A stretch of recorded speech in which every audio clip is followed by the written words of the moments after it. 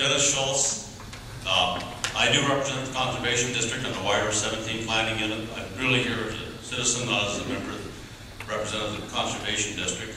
But I would like to make one thing clear. Tom said the Planning Unit recommended the 500-gallon-a-day limit for houses. They did not.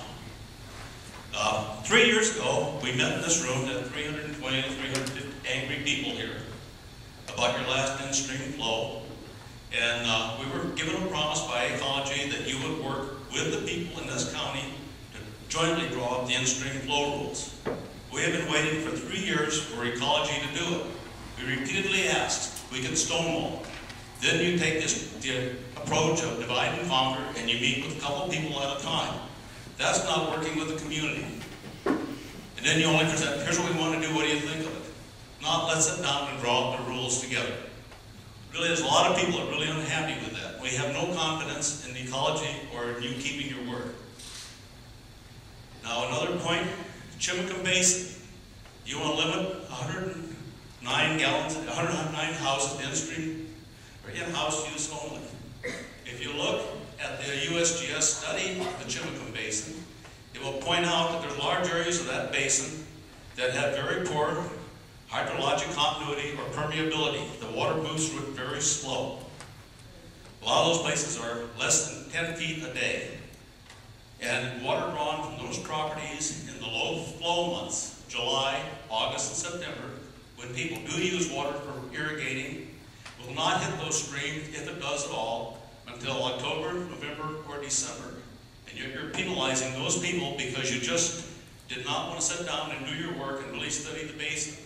It's much easier to just say, we'll just cut it off and forget about it. You could have had that work done with the people in this community if you'd asked.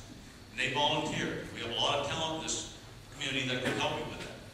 But you wouldn't take us up on it. The other thing is about the Chimicum Basin, the 109 wells. You're going to make all the rest of that property in that basin worthless. This is an unconstitutional taking of their property. Is Ecology going to pay restitution for those people for devaluating their property?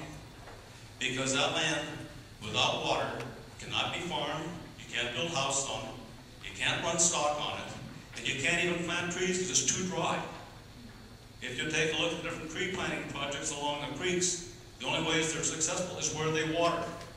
And for somebody with a large expanse of land that wanted to plant trees, say I can't farm, I can't run stock, I can't build a house, well I'll start a tree farm. Well, your trees won't live without water either, so that makes all that land worthless.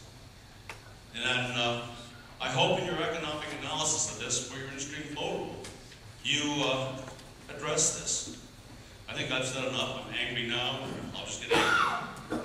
I just have a copy of the watershed plan right here. I did not say the planning unit recommended our conservation standards 500 gallons a day. I said the planning unit recommended conservation standards. So within the text, okay, I just want to clarify that. It talks about reducing the daily withdrawal limit on exempt wells under the recommendation on page 106 of the watershed plan. So I want to clarify that.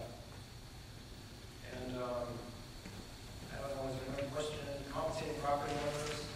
Yeah, we certainly are not proposing that people don't have access to water. We propose in-house use, we propose rainwater catchment, we propose working with the community on longer-term water supply. I just want to clarify. Okay, we're going to go to this gentleman right here, and the gentleman here. I'm sorry, sir.